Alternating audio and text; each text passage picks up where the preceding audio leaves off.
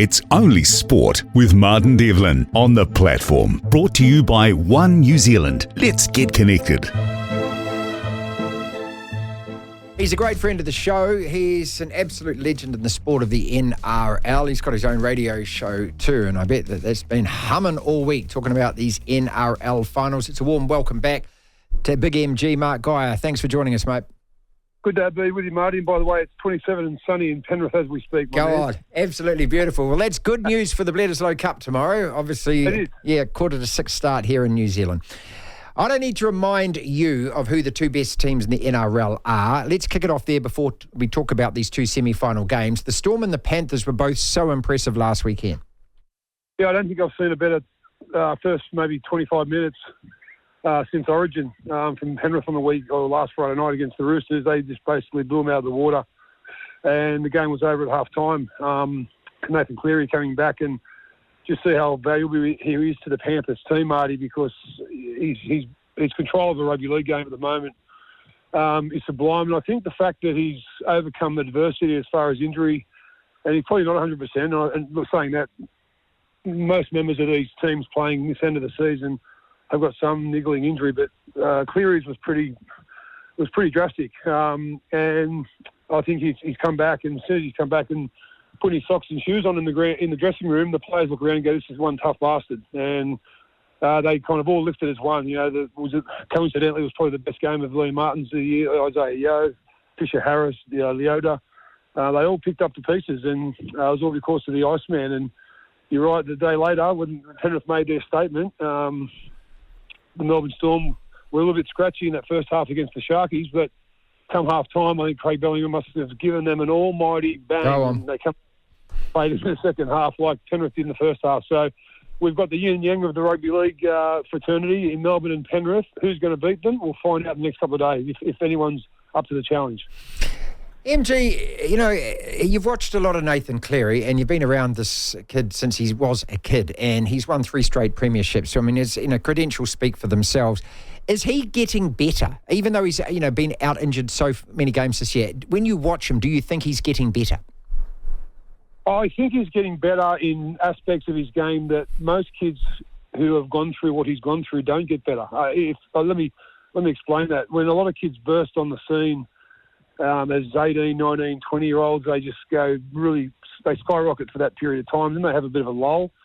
Nathan Cleary hasn't had a lull. He's had some injury lulls, but he seems to have... I read a quote from him last week when he said he was embarrassed about being out injured because of his teammates. He's worried about what they think of him, and that's a kid who's really down to earth. This is he's got a great dad. His father, I can't speak highly enough, Ivan Cleary. They're a great Penrith family. The young guy who was going over to little jet going over to the Warriors, we've got a good one there as well, an up-and-comer. So I think he's getting better because he's ticked all the boxes as far as skill goes, Marty, over the last 5 or 6 years. He can kick a ball, he can pass a ball. Well, then he started to introduce his running game, but now he's introduced the toughest, the hardest thing in rugby league, which is toughness. And we don't usually associate halfbacks with toughness, but Ivan Cleary's got that in spades, and it showed on the weekend. He's come out and last weekend he's done it, and he's now Penrith are 1 win away from being in their 5th grand final in a row. Is there a little rock under his beach towel, though, or a little itch that he hasn't scratched, which is the Origin one? And the thing I like about this is because, we were able to win. When I say we, us Blues were able to win that this year without him. I bet he's absolutely burning to get back into that team and actually win Origin series for New South Wales as well, which means the great thing is that we're going to see more and more of him, and he's not going to go anywhere because he's still got stuff to do. Yeah, you're right on the money, as usual, buddy. He's 26, I think 27 soon. He's got another 7 or 8, 9 years in this game, and I agree with you. That itch that he's got to scratch his Origin. He's done what most other halfbacks who he's been compared with, the Johns, the Thurstons, the Cronks. None of them have won 3 comps in a row like Nathan Cleary has for his team. And last year, obviously, he single-handedly won that grand final for Penrith in one of the best performances we've seen. But I think the Origin arena is an arena that Nathan Cleary wants to be a part of, and he's custom-made for it. Obviously, injuries haven't been kind to him over the last couple of years around Origin time, but you're right. He'd be watching that third game and watching Mitchell Moses dominate, thinking, "Wow, this is what I want to be back into." Because he is, and I suppose the Australian team as well. It's in the last few seasons, DCE has been the incumbent. But I think if you lined everybody up on form, both in New South Wales and Australia, the first person picked in both teams would be Nathan Cleary. Just before, again, one more question before we get on to these two semi-finals, Sharks versus Boys tonight and then the Roosters Eagles tomorrow. Crichton, Kiko, Coruscant have all left the Panthers. Imagine what your team would be like with those three guys in it. But the incredible thing is that those three guys have been replaced and the team keeps winning. Yeah, I can't explain it. I get asked that all the time, Marty. I get asked, what's going on? Like, how come, one bloke... And for the last 4 to 5 weeks before the Roosters game, Penrith were looking scratchy. They kind of had some demons they had to exercise. And I remember asking Ivan Cleary, I sent him a text asking him to come on our show for a chat before the Roosters game. He said, "Mate, with all due respect," he said, this is go time now. This is where I don't talk to anyone. All I do is talk to my players. And when I got that text message back, I thought, well, there's no way to lose him. He's in the mode. Ivan doesn't say too much as a coach, but he's succinct. He's deliberate, and what he says gets right through to the players because they want to run through brick walls for him. And it all starts with his young bloke, Nathan. Jerome Luai's had a fantastic season. He has, yeah. He's just played out of the box. Dylan Edwards, again, probably been scratchy since Origin. Picked his best time to have one of the games of the year against the Roosters as well. So they're prime, Marty. They've been in this position, albeit through COVID, but the last 4 or 5 years. Melbourne, they got beat in 2020. Then they've beaten the Rabbitohs, the Eels and the Broncos. Coincidentally, all three teams have gone backwards since playing in that grand final. So the one team that hasn't gone backwards is Penrith, and the other team that hasn't gone backwards is Melbourne Storm, who, with all their troops on deck, i.e. Munster, Pappenhausen, Harry Grant and Hughes, are going to be very, very formidable. Jesus, what a spine that is. What a contest that was. I do hope these two teams make the final because they are the two best teams. But let's go back to tonight to start with. Sharks against Boys. 4th and 5th on the table. Sharkies 16 wins. Cowboys 15 wins. Mark, every other expert that we talk to writes the Sharks off every single week and is still writing them off even though they've got 16 wins, saying that they aren't legit. Are they going to beat the Cowboys at home tonight?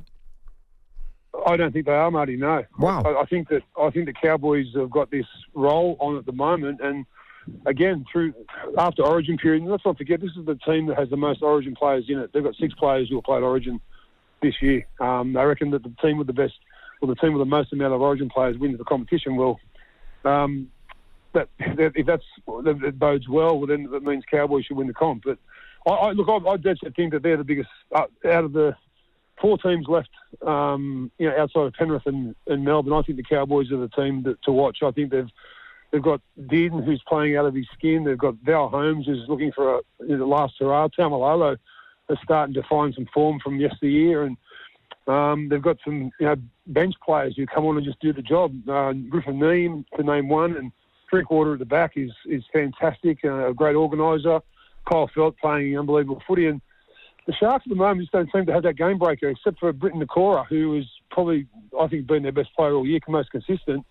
And all the talk this week, Marty, in Sydney has been about Nico Hines and is he the man for the job? And well, Nico's just got to bunker down and forget about the pay, what kind of money he's on, because when you're on that $1 million each year, it comes with a lot of pressure. So sometimes you got to be careful what you wish for. But he got the Dally M 2 years ago, so he's got the form. He's just got to get that ball instead of, his early kicks or early passes. Run the ball first 3 times he gets it. Just get in the game. And he seems to be very reluctant at the moment, Nico, just to get in there and get physical. So, and let's not forget, he came back from a pretty, severe injury only 3 weeks ago. So, look, he will be a danger man tonight.